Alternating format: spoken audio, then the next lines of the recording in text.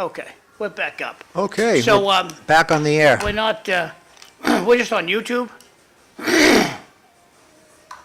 YouTube? It's come, okay, cool. I gotta go. Vivian's coming in.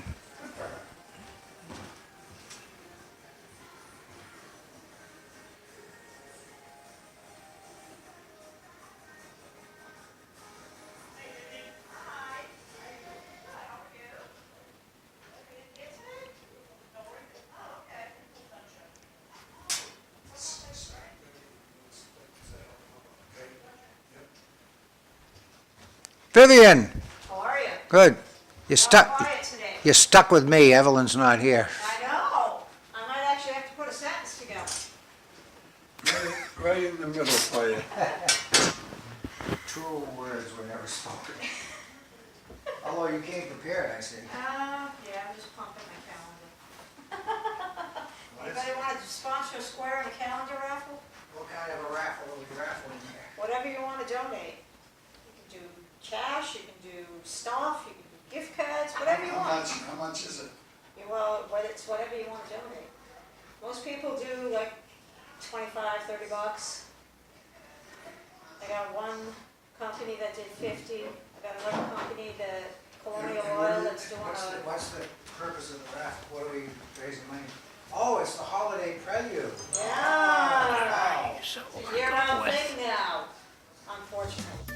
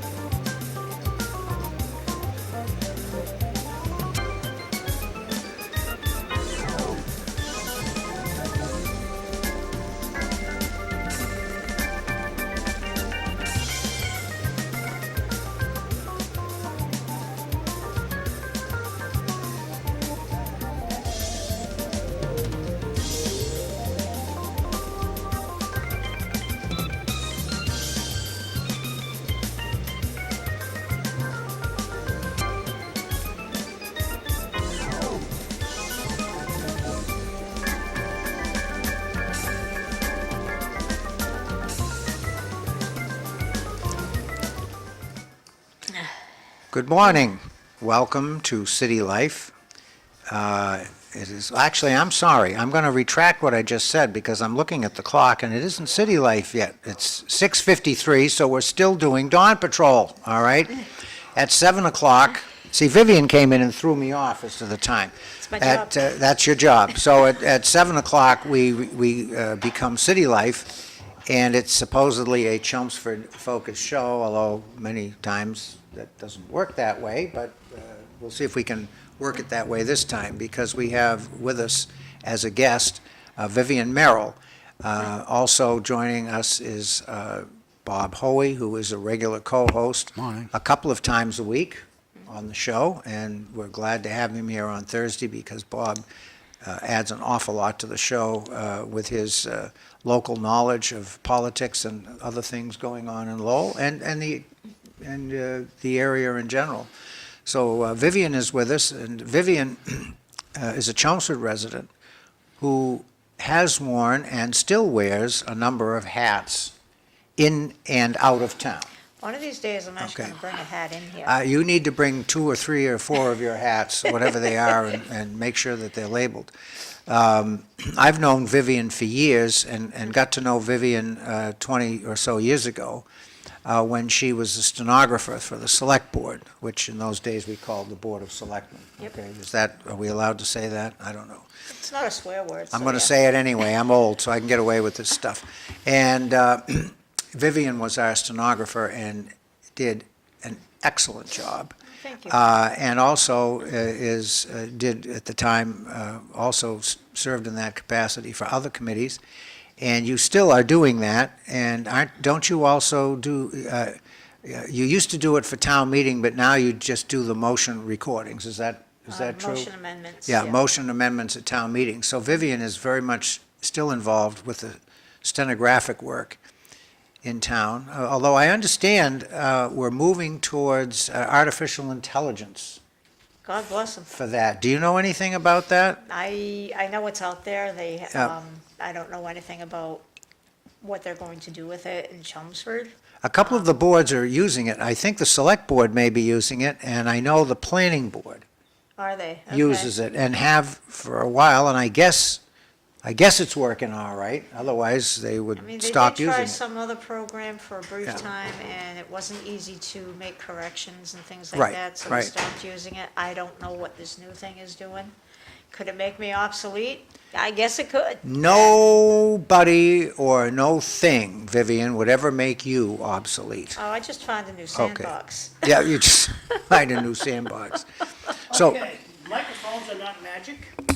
If you look at the monitor, you'll always be on the mic. there you go. That's why I insist, look at yourself. So if It- you want to talk to Vivian, talk to her on the Yeah, monitor. it only took me a couple of years to learn that. Well, to loosen everything up, Sam, right Go ahead. now, right? I'll just say this. She does wear many hats. Yes. The one I remember the most is probably you do a lot with the dog park, Yeah. raising Yeah. money for it, and you're about to tell everybody you have a calendar coming out. That's pretty cool, too. But, Yeah. Sam, I met her at a cash register at Walgreens while I was buying some polygrip. Sam, I'm not lying. How many years ago was that? It was not too long ago. Last month, Not Last too month. long ago. So she Polygrip, works. huh? She even works there. course. So she does wear a lot of hats, and I've seen that. The only question I have is, I always feel this time of the year, and I don't know if you know anything about. Is it Camp Paul?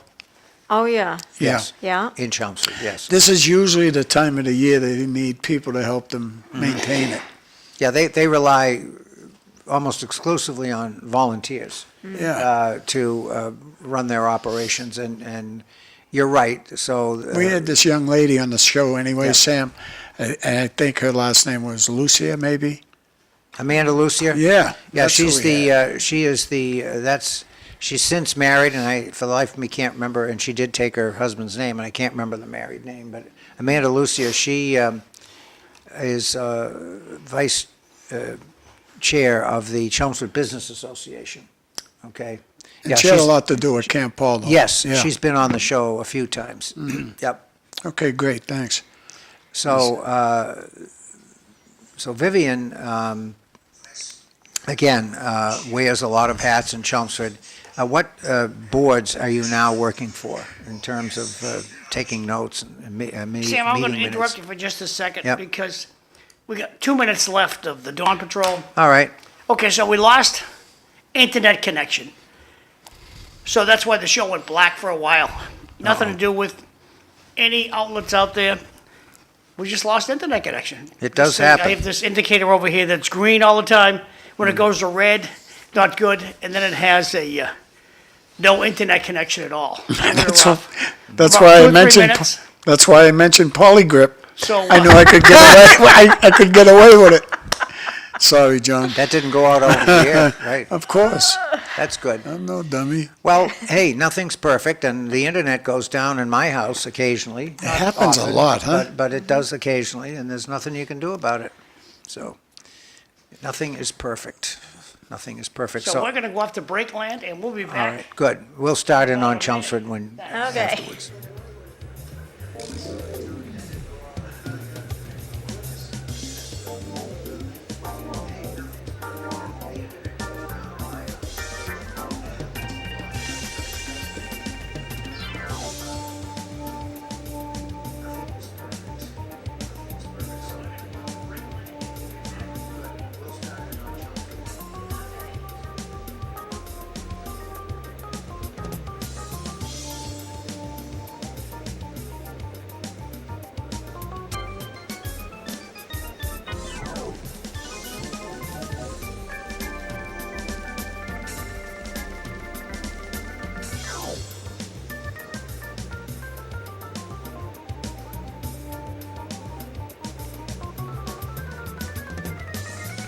On.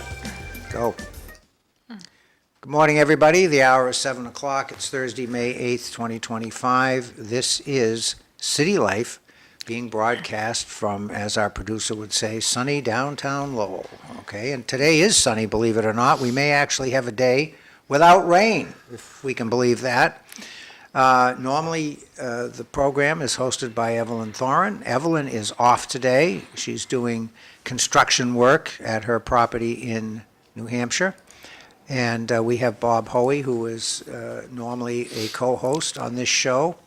And we also have a guest this morning, Vivian Merrill. And there she is in the middle. Vivian is a very well-known figure in Chelmsford. She has served the town for many years as a stenographer for several of the town boards, and still does some of that work, and also is very active in a volunteer capacity in a number of areas. And so why don't we start off by talking about one of those. I know you want to get some information out about the holiday prelude, so why don't you tell us what that's all about and take it away. Alrighty, the holiday prelude this year is being held on December 7th, and it's a tree lighting event, and we do all kinds of activities, and a lot of people come out. It's all over the Chelmsford Center. A lot of the businesses do things for people. There's bands that are playing. There's all kinds of things that are happening. Kids love it. It's very crowded. We do fundraising throughout the year to pay for some of the things that happen there, like the DJ and the horse and wagon and things like that. Part of my fundraising efforts is to do a calendar raffle for the month of August. Basically, we still have some open days that you can sponsor a square in the calendar. You can do a gift basket or gift cards, cash, lottery tickets, whatever you want. To get in touch with me, you can either call me or email me. My phone number is 978-973-9596. You can email me at squeakers601@yahoo.com. Squeakers? Yep, SQUEKERS601@yahoo.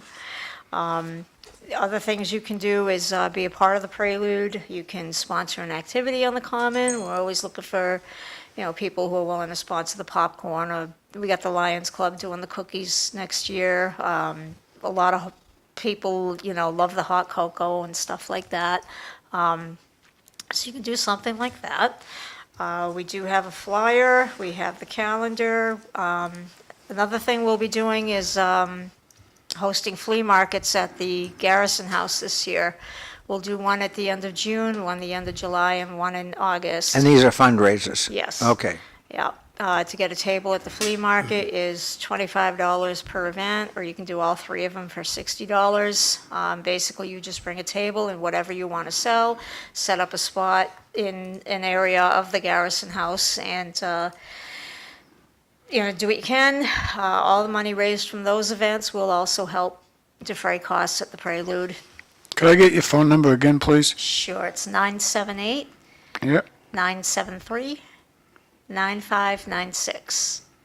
thanks. That's a good Yeah. number. Easy Thank to you. remember. It is. 95, A lot of 96. Yep, there you go. So, let's see, the flyers for the flea market will be coming out soon. I'm still working on finalizing the vendor application. Anybody can go to that. It'll be on Saturday, like the last Saturdays of those months. Setup will start at 8. People can start coming in at 9, and we'll pack it all up at 1. You take away everything you don't sell because the Garrison House don't want it, and there's no trash facilities. They already have enough stuff, trust me. So Vivian, I'm going to put on the screen your phone number, 978, what is it? 973-9596. Perfect. Thank you. Thank you. There you go. Yeah. Just leave me a message, because I'm usually on the phone or whatever. But Good thing I'll we get all back have to you. short names. You could fit that all on one line. I know, I'm the longest one up there. There you That's go. scary. That's right. So those are the two things we're doing right now for the holiday prelude. It's become a year-round event because we just need to fundraise for it. We need to have a more active role in that. Now, how much help do you get from the town generally? Do you get any support at all from town government? Now we had a very large stage up last year by the Toll House. The town manager wanted to try that to see if it would work. And it's like, yeah, okay, and the town does pay for that. And the DPW would set, the Department of Public Works They would set have that up? a private company Oh, that they do? sets that Okay, up. all Yeah, right. they do the same thing for the July 3rd thing and the Fall Fest. It's the same company. But that it does is the stage. considered, I mean, a person coming from the outside looking in and not knowing how any of this stuff works would get the impression that this is a town-sponsored event. Is that an accurate statement? Everyone Yes. is dearly missed this Okay. morning. Yes.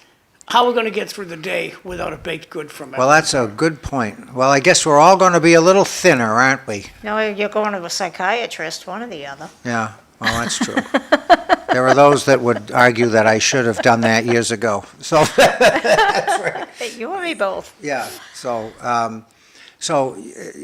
just to flesh this out a little bit, so even though what Vivian has been describing, largely a volunteer effort, people in town come together to do all these things and make them happen, but it is considered a town-sponsored event under the umbrella of the town. Now, I think, can't folks go to the town website and get some information on this? Right now, all I have up on the town webpage is the flyer for the Okay, event. all right. The more information on the calendar and the flea market will be going up, because this is the month that I really start working on it.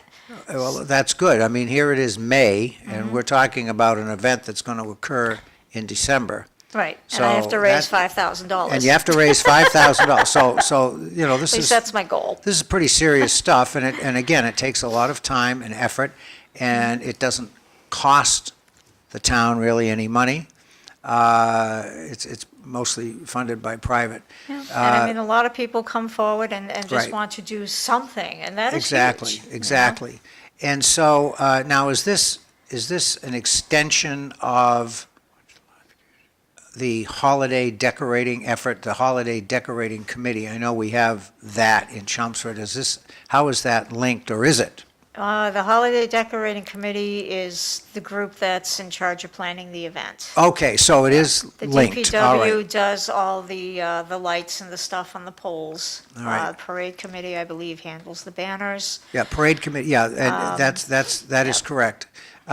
So volunteers generally would be from the holiday decorating committee, so do we have slots open for that? Are you looking for more Always. there's Always, because there's the people no- that are on that committee right now are so overbooked that, I'm sure.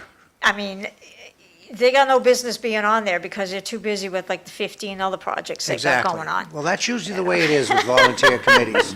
The old saying is, if you want something done, ask a busy person, okay? So, but you're right, the same people tend to Yeah. volunteer over and over. So, I mean, last year, there was 3 of us. There Oh, was my me, Lord. John That's Florio, it? and Eric Merrill. This year, it's still us, but we have Deb Taverna and Angela Hughes.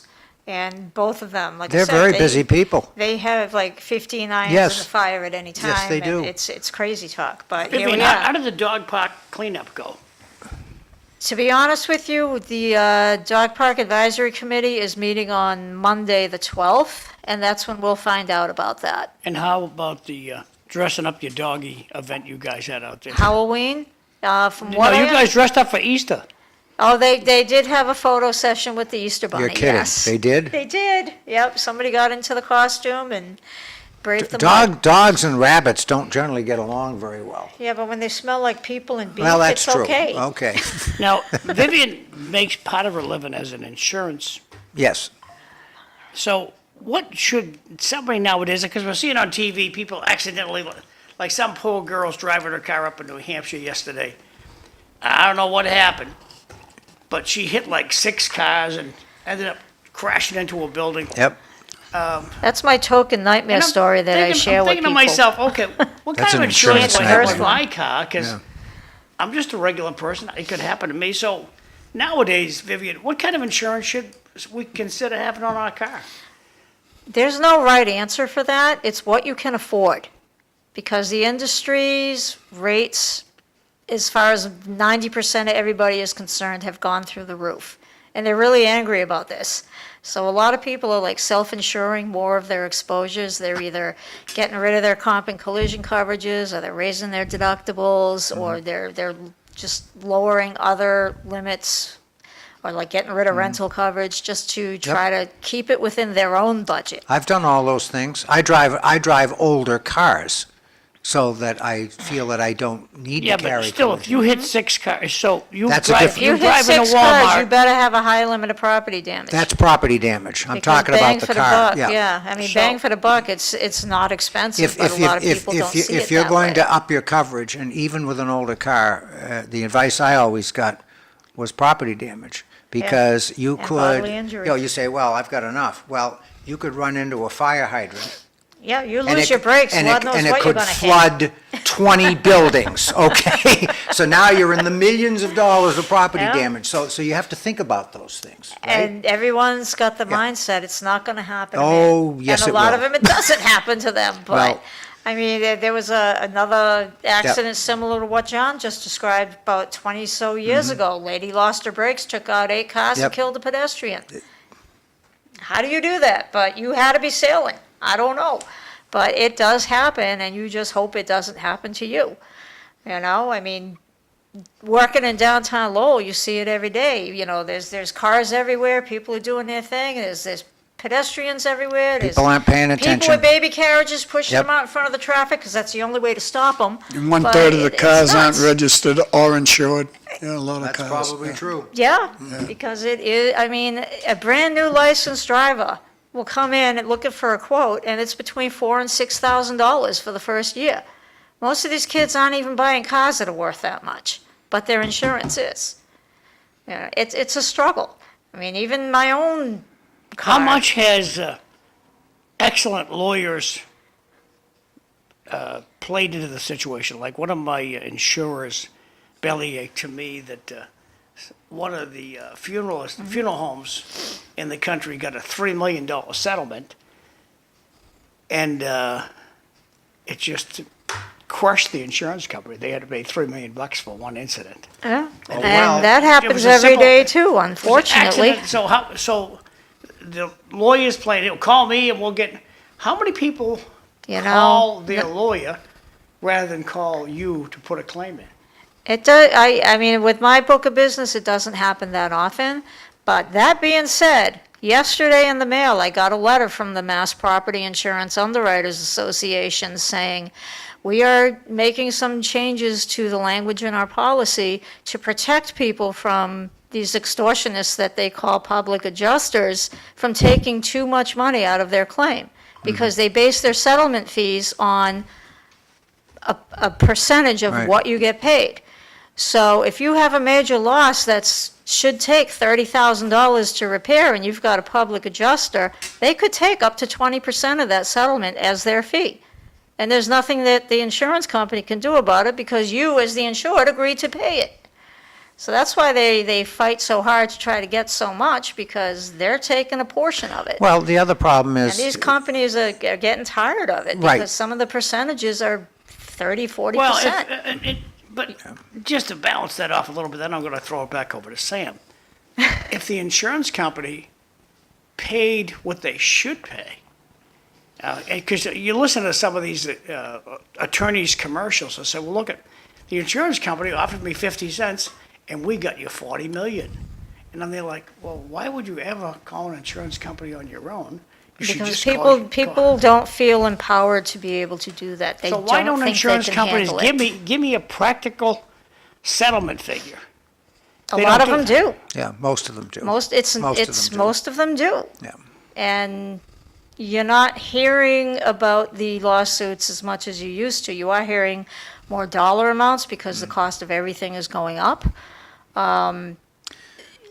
It's a tough call. Well, just as an example, not everybody's a crook, okay, thank God. I mean, For real. the only time, I've been a homeowner since 1973, okay? Mm-hmm. And the only time I ever filed a claim was about 10 years ago when we had, the 3 nor'easter storms, and everybody had ice dam problems. Oh, yeah. Remember that?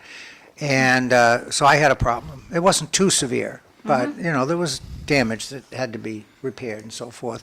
And I called my insurance company, and they sent an adjuster out. And he walked in, and he walked around, and he looked at the ceilings. And he said, Mr. Chase, he said, this needs to be replaced, that needs to be replaced, blah, blah, blah, blah. He said, looks like about a $6,000 job to me. Well, I knew that it was really going to be more like 2,500, okay? Okay. And that I was going to do some of it myself, Sure. okay? But I got a check for $6,000. I mean, I didn't have to fight, I didn't have to ask. The only thing I did notice was, I think this guy was worn down. I was probably the 3,000th house he'd looked at in a month, because everybody was filing those claims. And the insurance company apparently just said, you know what, it's going to cost us more time and effort to really fight these things. We're going to go out and give people what we think are reasonable replacement costs. And that's what they did. And if I had gone off and hired the super duper premier construction company, it probably would have cost $6,000. Okay, but I didn't do that. All right, I did a lot of it myself, and then I had somebody else come in and do the parts that I couldn't do. Right. Sam, do you know? Back in the bus up to, Yeah. So the texts are coming through a little screwy this morning, but, so this is in the first hour. You can't have it both ways. You can't say that your taxes are too high, and at the same time, teachers aren't paid enough. Their pay is tied to your property tax. absolutely 100% Yeah, correct. no doubt, but I know teachers are still underpaid, but that's okay. But what I wanted to mention, Sam, when you said Yep. people having ice problems, I was a 40-year roofer, and Yep. many times I'd go to a house and you get someone 80, 85 years old, and I'd say to them, hey, call your insurance company before you even call me. They'll tell you to get a couple of quotes Right, and all this stuff. And, I can't do that because they'll cancel me out. You don't know how many times that be. I've seen elderly people won't put in a claim, and I'll say to them, how many years have you been paying on your home insurance? Yeah. About 60 years. And I've never filed a claim, right? Hello? Yeah. Hello? right. Put in, and Absolutely, that's tell them what you it- want that's someone what to it's- come look at your house. No Well, it's the doubt same about thing with automobiles. If you're over 80 years old, they don't want to report it because they're afraid they're going They're to lose gonna their get license. canceled, yeah. it. Yeah. And it happens. Yes, absolutely. We're not gonna say it doesn't, it does. Happens all the time. But what You know? I've been burnt by life insurance policies only because I didn't read the fine print. That's all. Because when you get older, you might buy, let's say, $300,000 on yourself, and you're paying, let's say, $200 a month. You can't buy life insurance at our No, age, no, I Bob. know that, It's too but as you- expensive. Right, But because they know you're let's- going. Oh, yeah, colonial. I had two good policies, but I never realized as you get older, the price starts to go up and up and up and up, and it's unbelievable. I had it They fixed. almost force you out. I had, That, and you gotta, like, cash out on them. I had, Yeah. Go them over. that's right. I had whole life, and it was good until 5 years ago, at a very good rate. I mean, 5 years ago it was 73, and I was paying rates as if I were 30, okay? And I kept the thing going, but then that's it. And I was paying, let's see, try to calculate it on a monthly basis. So I was paying about $130 a month for $250,000 of Okay. coverage at age 73, okay? So they sent me a notice and said, okay, your term is up. I rolled it over twice. That's the most I could do, right, to keep the fixed price. If you want to continue with this level of coverage at age 73, your new premium is $3,200 a month. Okay? Screw it, cash it out. So when you buy life insurance at age 70, those are the kind of rates you're talking about, because you're going to die soon at age 70, all right? So I looked at my wife and I said, nope. And she said, what do you mean? I said, no more life insurance. I said, you see these. Give me the cash value Yeah, and right. see you later. You see these ads on TV. oh, you're 80, you can get life insurance. Yeah, that's $100 a month for about $5,000 worth of coverage. That's all it is, okay? And when people respond to those ads, they look into it and they say, well, that's What's the nothing, point? right? Yeah. You're better off, if you can do it, and of course, not everybody can do it, but you're better off just putting a little money aside, for a funeral fund or something, and say, that's it, okay? Because you cannot buy meaningful amounts of life insurance once you're past really 55 or 60. Yeah. Is that an accurate statement? Yeah. Yes, Yeah, okay. and the life insurance market isn't what it used to Yeah, be. right. Now it's considered a form of investment that they anticipate you're going to cash out Cash on it it out. anyway. Right. They All that don't good ex- stuff said, we're gonna put this conversation on hold for now. Announcements. We're going to Evelyn's Yay. favorite part of the show. I'm sure Evelyn is up in the White Mountains watching the show. So Evelyn, we do the announcements every day, just so you know. So if you want to announce All about right, City thank Life. See you later, Bob. Oh, Bobby's skedaddling. Bob's leaving. Bye, Bob. So you want to announce about City Life, just send me a text message. That's my cell phone, and that's the easy. Or you can email, but text is the better way to go. So coming up today is May 8th. So that means if you go over to the Lowell Senior Center around 10:30 with your $2, and if you don't have the $2, it's free. Turkey and mashed potatoes is going to be today. So I know Hoey likes that turkey stuff, so you might see Hoey over there later on for lunch. You don't know. Now, moving on to the next one, Chelmsford. Yeah. Chelmsford has lunch every day, too. Yep. So if you go to the Chelmsford Senior Center today, and today's the Ooh, 8th, chop suey. you're going to have beef chop suey with marinara, peppers, onions, and pineapple. Sounds sounds good. delicious. And I don't know a lot about these people, so I'm going to, when Evelyn comes back, I'm going to ask her to zero in and find out what's really going on. The food is good over there, I can tell you. Because they can let you, you don't have to be 60 to eat. Nope. Down the bottom, let me shrink this up a little bit. Down the bottom says, includes milk, blah, blah, blah, blah, blah. Suggested donations $250. Under 60, under age 60, the cost is $450. I didn't know you could be under 60 and eat at the senior center. I thought you had to be 60. No, Well, obviously not. food is good there. They do, once a month, they also do a veterans breakfast. Very good. Okay, we'll talk about this more next week. Coming up this Saturday, I want you to get your car washed. Lowell High School lacrosse team. It's going to rain. Those poor kids. Yeah, you're So, right. That's not a good. Yeah, they're not going to. So hopefully it'll be a nice sunshiny day on Saturday. They're going to have $10 a car donation, and we'll see if this gets changed. But right now it's still on for Saturday, so we'll see what happens. Because the weather forecasters, they never bet their pension on their forecast, do they? No. Okay, this is a pretty good thing. If you live in public housing in lovely Lowell, Massachusetts, the cops are going to have a busload of kids, 50 kids they're going to take to Canopy Lake Park.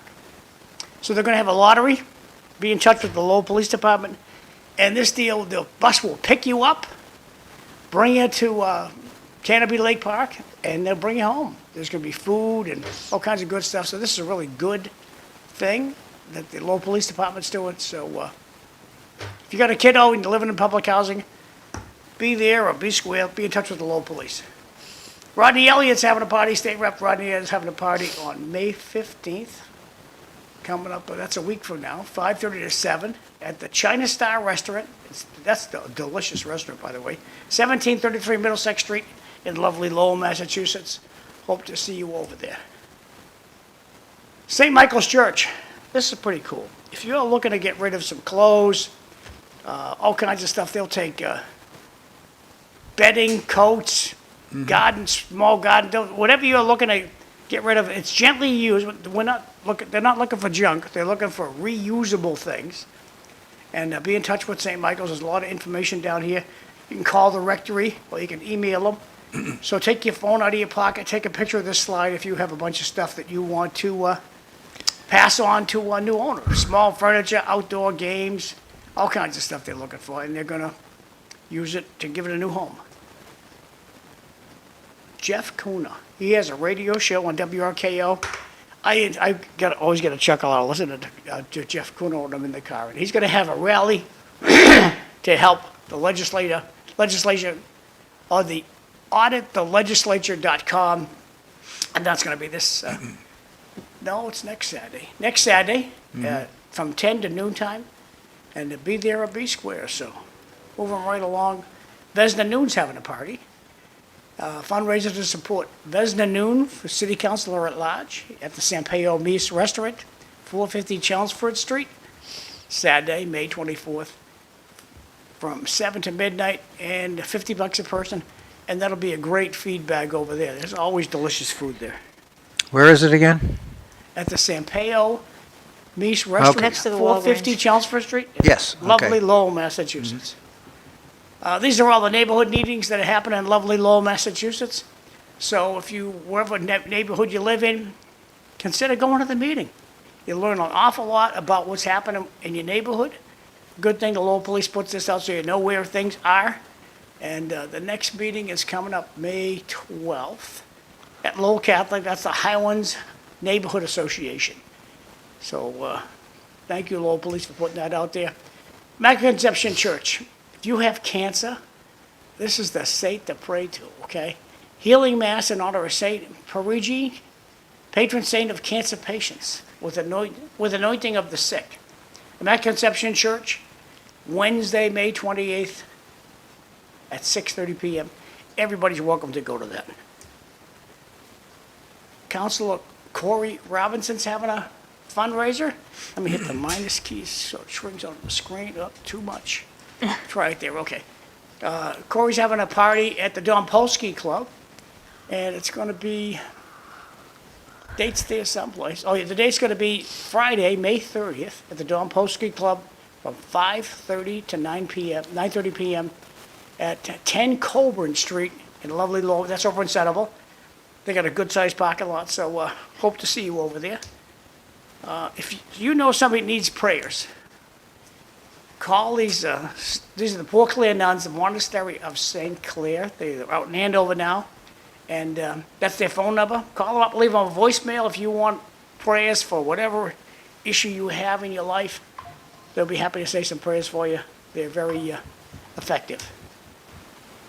Coming up on Chestnut, I hope Evelyn would be here. We're going to try to get some more information about this.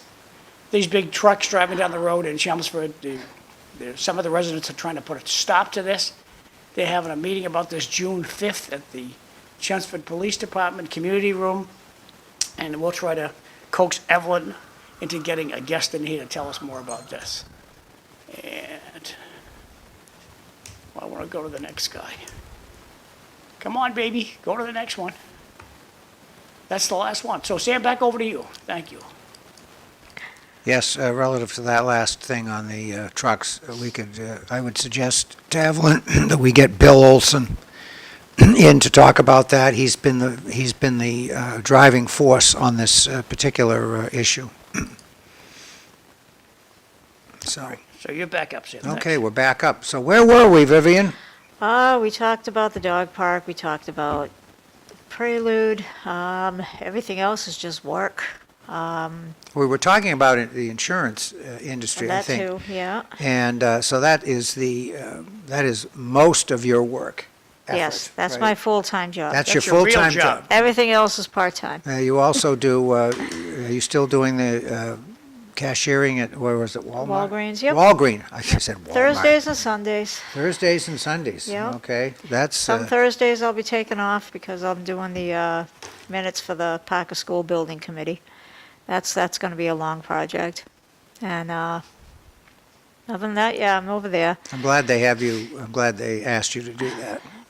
Because when Vivian takes minutes, she does an excellent job. Until AI replaces me. Well, we talked about that a little a while ago. I don't know what Lowell does in terms of using artificial intelligence to take meeting minutes, but in Chelmsford, the Select Board and the Planning Board both use AI. I don't know who does the Finance Committee, but those are No, insanely no, detailed. Now, Vivian, you. Oh, the Finance Committee is almost a transcript. That's Pam Morrison, and God love her. she is Vivian, phenomenal. you are top tier when Yeah. it comes to this stuff, okay? And even on this show, when everybody starts talking at the same time, you're recording the meeting, what do you do when everybody starts talking at the same time? How do you put that down? I mean, where it's not a word-for-word thing, I mean, Right. a lot of what you're trying to do is summarize the main points of the conversation. Some people handle it with discussion ensued. Or, I mean, you just get to the point, a one sentence, what is the point they're trying to make? It's And a you wing it. real, people tell me that I take good notes, and I think I do. Of okay? course. But it's a skill, and it takes a long time, and if you do it enough, as Vivian has, I have, I take the minutes for the Board of Assessors meetings. I'm the chairman, and I take the minutes. Mm-hmm. That's hard. Okay, it is very It's hard. I've But done that, yeah. If you it's do it, tough. if you do it for many, many years, You know what you're trying to you accomplish. you get the intuition, you know what to pick up Right. on and what not, and what to relegate Yeah. to I mean, every discussion new- ensued, okay? Yeah. Right. So it's an art, really, it is an art. And every new group I yeah. do, there's like all new jargon you need to learn. Exactly, but And but the Vivian. school committee thing is killing me. Thank God I don't do planning board, because that would really Oh, kill no, me. well, yeah, planning board is very, very tough. It is. But then you go to the other extreme. So I'm on the finance committee, as you know, and the stenographer is Pam Morrison.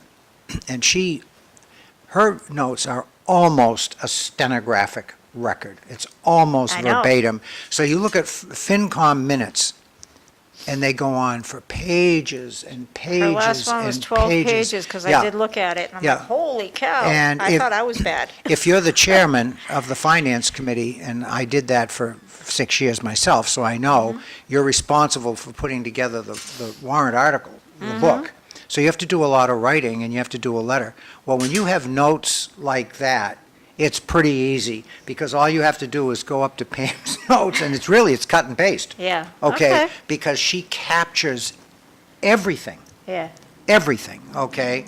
And it's, which is unnecessary, but I would not discourage her from doing that, because more detail is better than I lack mean, of we've detail. had that conversation with Right. conservation. But They're you like, how much detail is too you much? come pretty close. I mean, I can remember when you were doing the select board minutes, and I would read through those, and I'd say, well, she got it, right? Yeah. And it was perfect. And I was very sad when we lost you, you know. It was just too much. yeah. I had too many other things going Right. on, and, I mean, that hasn't changed. No. Because I'm like doing CPC and capital planning and the Parker School Mm-hmm. and permanent building, and, I mean, there's still a lot of them out there. Fortunately, they don't meet every week, and that's what was going on with the select board. They had a lot of things going on, they were meeting every week, and I could not Yeah. keep up with Oh, everything no, else too I was much. doing. Wait, So I had to way too split much. it. Way too And much. that was basically it.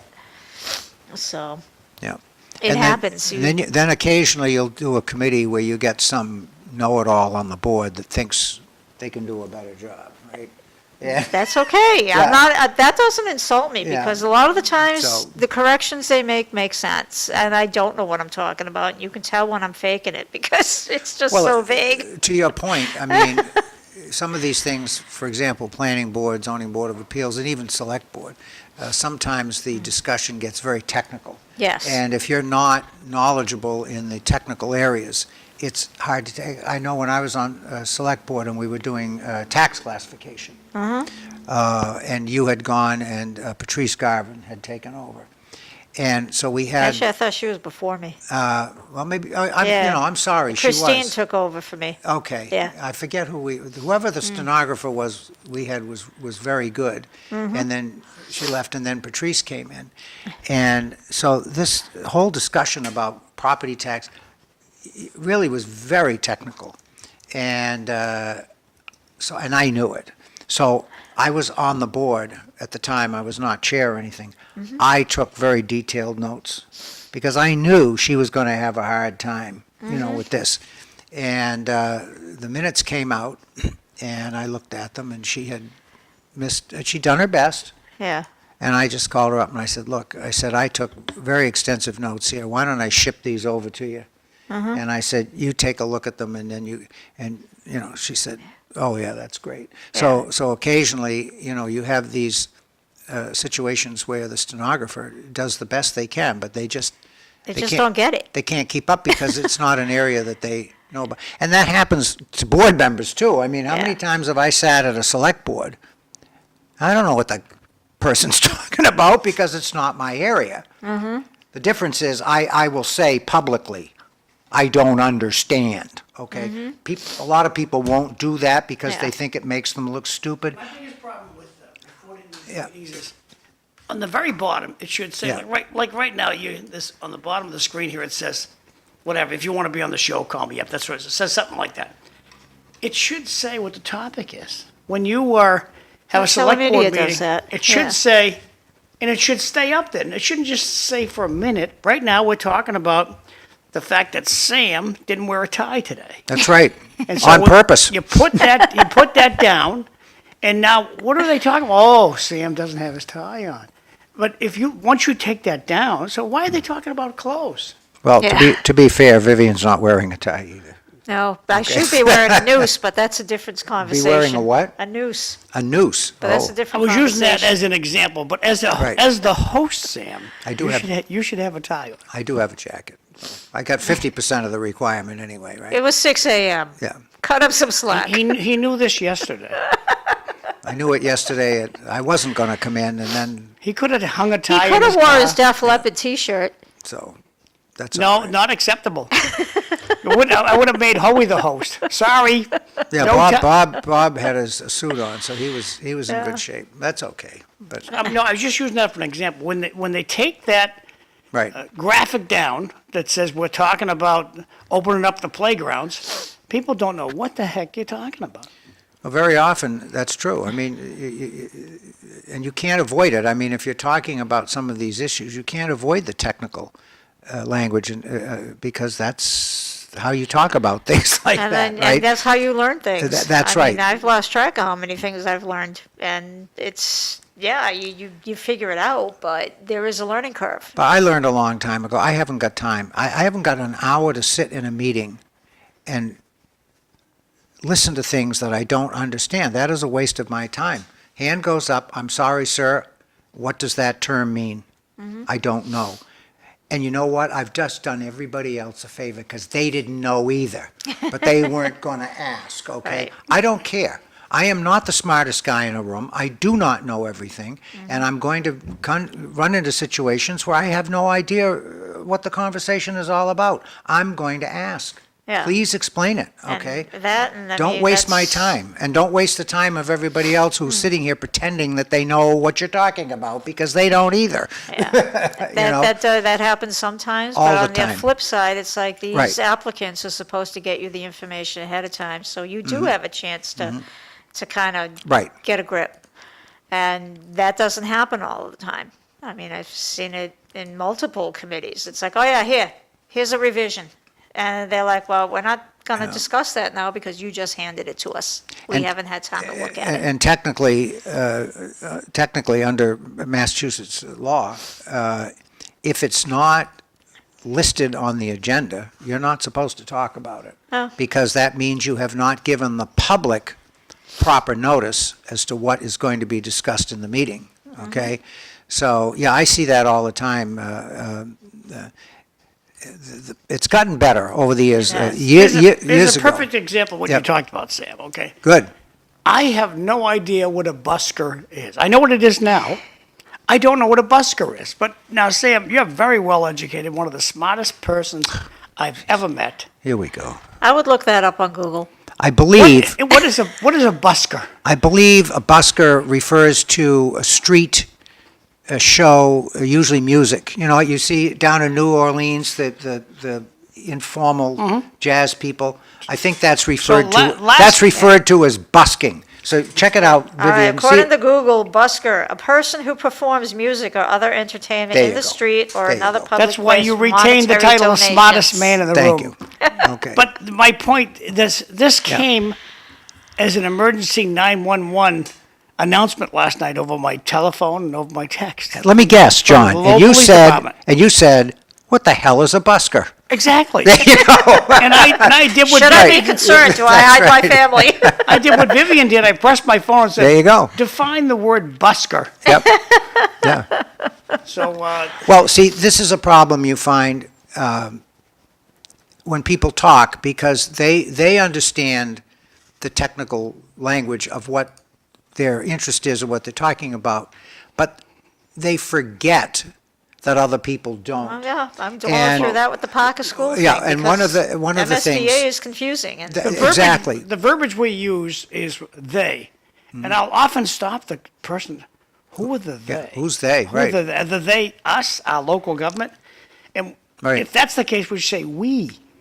As Chenspatiers or as Llewellians, whatever town you're from, it's we. We are doing this. Because I'll have selectmen say, they're doing this. Well, excuse me, Mr. Selectman or Madam Selectman. Who is Who they? are the they? Right. Oh, the select board. Oh, so you mean we?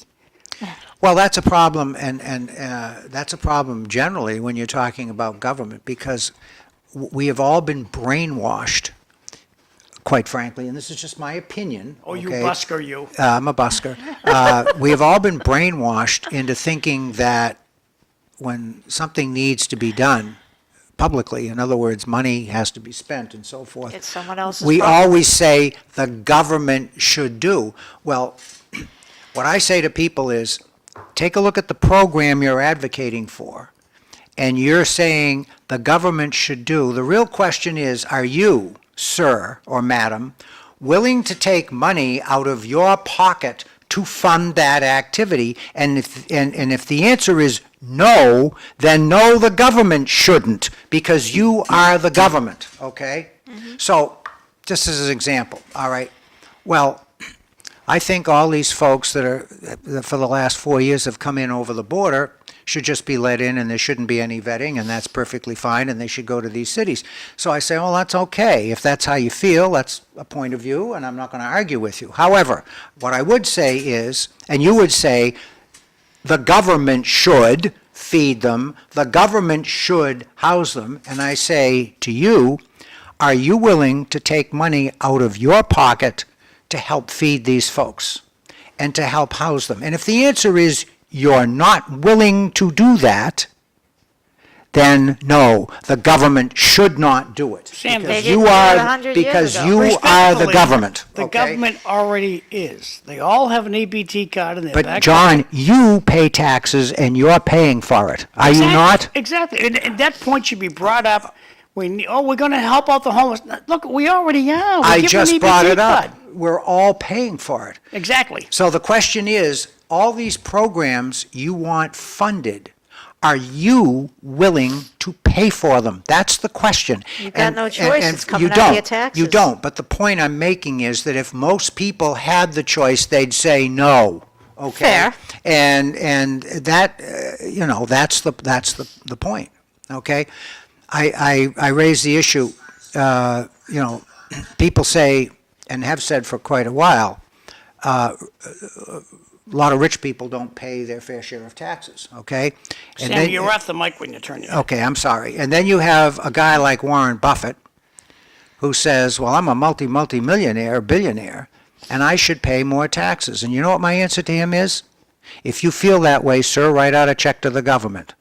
Because there are people, believe it or not, in a small number, who do pay more than they legitimately owe because they feel obligated. Any citizen in this country can write out a check at any time to the United States Treasury. So, Mr. Buffett, if you think you should pay more taxes, Little tight on the then write out a check. He just retired. Okay, I understand that. But it is the worst hypocrisy in the world. You want to pay more? Write out a check. Nobody's stopping you. Does he do it? No, he doesn't. Okay. Well, Sam, All the point I'm trying to make.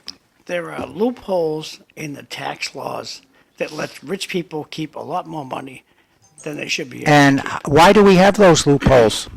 Oh, a lot of them donate a lot, Who too. put those loopholes in place? Elizabeth Warren. The Congress did, okay? Exactly, all right? I'll tell you a story about George H.W. Bush, former president. Bush family, very Sam, wealthy. Push that mic back about 1 inch. Okay.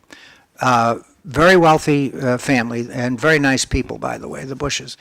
So everyone knows that H.W. had a nice property up in Kennebunk, Maine. Yeah, lovely. Lovely property. Several years ago, vast portions of his property were destroyed by hurricane. I forget which one it was, okay? But So presidents generally release their income tax information to the public, okay? So a few years after that occurred, they were looking at HW's tax return, and they said, Mr. President, you were legally entitled to take a significant property damage deduction from your federal income tax, and you didn't do it. Why? You know what his answer was? This is an honorable man we're talking about. He said, I'm a rich man, I don't need the deduction, and that would be a burden on the rest of the tax-paying community. Okay? That's the kind of public servant I want in the White House. They're few and far between. Okay, though. yes, but that's a true story, okay? Comment from the audience. Yes. What do we expect? We all live in a blue state that caters to newcomers and homeless people over taxpayers. Good point. Thank you. So, but anyway, we got a little far afield. You did. Okay? I'll bet Vivian pays her income taxes, right? We all do, don't we? Yeah, we have So, no choice. And property. There's consequences if you don't. Yes, there are, and property tax. Although I have to say in Chelmsford, John Souza, who's our finance director, also tax collector, he is very, very good about working with people who have a hard time paying their property tax. In some municipalities, they don't. They just go right after you, right? Liens on the property, seize the property. We don't do that in Chelmsford. We do. We take every opportunity to try to work with people and settle. You know, sometimes they can work out a payment plan, things like that. So, you know, I'm very happy to live in a community where we take that kind of an approach, because, you know, there but for the grace of God go I. I mean, you may think you're in a good financial position today. You know, things can change rapidly, and you could find yourself out in the street 2 weeks from now. So, you know, the way we try to look at it is, let's have a little compassion. And Chelmsford is a great community because we have good people that have compassion, and they volunteer. I wish more would volunteer for the Holiday Decorating Committee. And various other things. And various other things. But I think as far as many communities go, I think we do a pretty decent job. Comment from the audience. Hold on. I thought everyone says teach people to be rich. I say that all the time. Yep. Why should we do that if Bernie and the Democrats Yeah. want to tax the rich? What's Bernie Sanders' net worth? Do you know? He's doing quite well. Yeah, he's a socialist, okay? And he's very wealthy. I rest my case. Rules for thee, not for me. Exactly. Exactly right. Rules for thee, but not for me. And that seems to be the prevailing thought with some of our elected officials, unfortunately. But we're very lucky at the local level in Chelmsford to have very responsive elected and appointed officials. I mean, Vivian, you've been in, how many years have you been in town? I moved up here in 1992. 92, and Eric is a townie, isn't he? Yes. All right, so Vivian's husband, Eric, who used to be our animal control officer and did a wonderful job, I might Thank you. add. Very compassionate guy. I had an issue with a cat at one point, and Eric helped me out tremendously. He was very, very good in that role. But he was born and brought up in town, and you joined him at some point. So you've been here, what, 33 years? Yep, moved up here from New Bedford. I've lived in Brockton, lived in Taunton, lived down the Cape, been all over the place. Yep. They're all different. This is the only town I've ever lived in where people will come to the mic to speak in public and tell you how long they've been here. Yep. Nowhere else does that. But you know, you've been here 33 years. You're still a blow-in. Sorry. I Sorry. am. But at least you're married to a townie, right? So I've been here 46 years. I'm a blow-in. My wife came to Chelmsford in her junior year of high school. So she's a blow-in, right? I mean, pretty soon the whole town will be blow-ins because that's the way it is. Yeah, pretty much. Although, and I know this is true of Lowell too. I mean, if you look at the entire population of Lowell, I would say a very high percentage of people who live in Lowell are natives, like John, for example, is a good example. John McDonough was born in Lowell. I've been here for 73 years. 73 years, but I'm saying it probably isn't the majority, but I would say a very substantial number of people in Lowell are native Lowell. Is that a true statement, wouldn't you say? I don't know. When we were in high There's a school, what lot was the of first thing blow-ins we now. said? Yeah, We yeah. want to get out of here. Yeah, but a lot of them stayed. A lot of them stayed. Or they left and they came back. Yeah. I mean, A lot has to do with the affordability. So I grew up in the town of Concord, and when I grew up in the 1950s, it was not a rich man's town, but it is now. I mean, Concord is almost like a town on Nantucket, a town on Martha's Vineyard. It's sort of a boutique place. I don't think you can own a home and live in Concord unless you have an income of at least $250,000 a year. I don't see how you do it, because their property taxes are through the roof. If I picked up my property and plunked it down in the town of Concord, my property tax, the same property, okay, my property tax would be almost 3 times what it is in Chelmsford, okay? So I don't know how a person owns a home in Concord. So as a result of that, I go back to Concord, and I graduated in 1965, class of 200 from the high school. I don't think there's 3 people that were born in the town that still live there because they can't afford it. Okay, almost everybody left. When I moved to Chelmsford, I was astounded at the number of townies who still lived in the town. And the difference, of course, is the cost of living of the town. Okay? So Chelmsford is relatively affordable compared to places like Concord, Lexington, Bedford, Littleton. And Lowell is the same thing. Lowell is relatively affordable, which is why I think you probably have more townies that can still stay here. Well, Sam, all right? did Candy bring you to Chelmsford? What brought you to Chelmsford? Yeah, she did, actually. And so, Vivian, what brought you to Chelmsford? Did your husband bring you to Chelmsford, or what brought you to Chelmsford? yeah. I mean, we were working for the same company at the time. And, Aha! There you go. You know, he was up here, and I had nothing holding me to New Bedford, so it's like, all right, we'll move. And it's like, a friend of mine that worked at the same company goes, you got a resume? I have a company that will hire you up here. So it just all fell into place. Was that a hard choice, New Bedford, Chelmsford? Well, when your whole family's down there, Well, home is it home. could be. Are they still there? You know? Yeah, the ones okay. that are still alive, sure. But that's not too far away. I mean, you can still get to them relatively easily. Yeah. Yeah. It's not like New Jersey. My mother grew up in New Bedford. So, Oh, all right. yeah, she was an Irish family, and they were based in New Bedford and that area. So I'm fairly familiar with the area because It's changed a lot. Oh God, yes. I had relatives down there years ago, but they're all gone now. So, well, that's the one thing absolutely you can count on, you know. But if people look at you, they would consider you a fabric of Chelmsford. Concord, the home of 8,000 Yes. square foot home with Yes. families that have parents and 2 kids. And what's a shame, and you see it in Chelmsford and other communities, when I was a kid, again in the 50s, there were tons and tons of what we would call starter homes. And these were places that were built right after World War II, returning veterans and so on and so forth. And we're talking small ranches, 14, 16, 1,800 square feet, small capes, things like that. All over the town when I was a kid, probably half my friends lived in houses like that, okay? Most of them are gone. People buy those properties. There's a section in town in what they call the depot area, which is where the train station was. And a lot of these little houses were in that area.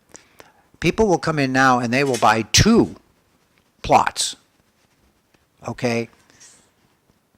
Tear the homes down, go to the assessors and have the plots merged and build one huge home on what used to be 2 9,000 square foot lots and small homes. And Concord is like that. A lot of the entry-level homes have been destroyed, so younger people cannot move into the town. It's impossible. When I was a kid, the cops, the firefighters, the school teachers, the DPW workers all owned homes in Concord. How many of those people do you think own a home in Concord today? Very, very few, if any. In fact, the town manager cannot afford to live there, okay? So, I mean, what does that say? You know, Well, as a town manager, you probably don't want to live in the town you work in. it's You Wait a want some second, does sense the of town manager privacy. live? You in want some Chelmsford? sense of privacy, honestly. No, they don't. They don't. Paul lives in Harvard. And he told us that when we were. Harvard's pretty snooty. Yes, it is. Harvard's an upscale community. Yes, Because it in is. early grammar school, I had a girlfriend in Harvard. Mm-hmm. And when we go to visit her, she lived in, you drove down her driveway for 3 minutes before you got Yeah, to you the couldn't house. find the place. Harvard is very rural, okay? It's very, very rural. And I think maybe 6,000 people, so it's quite small. But, you know, it's a problem. And that's part of the housing problem we have in the state, you know, is affordable housing. Where do people go who are starting out, who are not making $200,000 and $250,000 a year? That's, most people are not making that, okay?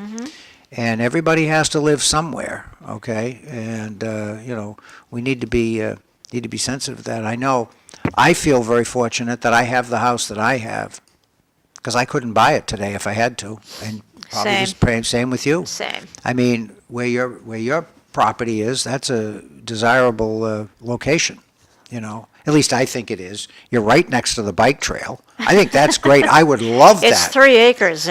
We get letters from developers all the time. Oh, wanting I'm to buy sure. that property, Yeah, 'cause you- it's you 3 have- acres, and they would love nothing more to do than throw a 40B up there. So we have Yes. running shot It's on sad. time. Tomorrow, City Life, Cliff Krieger's going to be the host. Lowell School Committee woman Eileen Del Rossi will be here. And City Councilor Corey Belange is going to be here too. That's tomorrow, City Life. Time is shot, Sam. Let me ask you a question about Eileen. Does she still work Oh, yeah. for the city? She's, no, town of Methuen. Oh, she's in I'm Methuen. sorry, the city of the town of Methuen. Technically, Methuen is a city, but they're allowed to call themselves a town. That's correct. She's a teacher in the School teacher, yeah. School teacher, right? Yeah. Okay. And we still got no pope. That right about 6 a.m. this morning, they had Did- black smoke come out of the chimney. No pope. They already voted once today, so Do you want me to tell the story about the? please tell Smoke? the audience. Because I think we were off the air when I. No, you were on we were on the first hour. Please Oh, tell okay. the story. All right, so a couple days ago, I'm watching ABC News.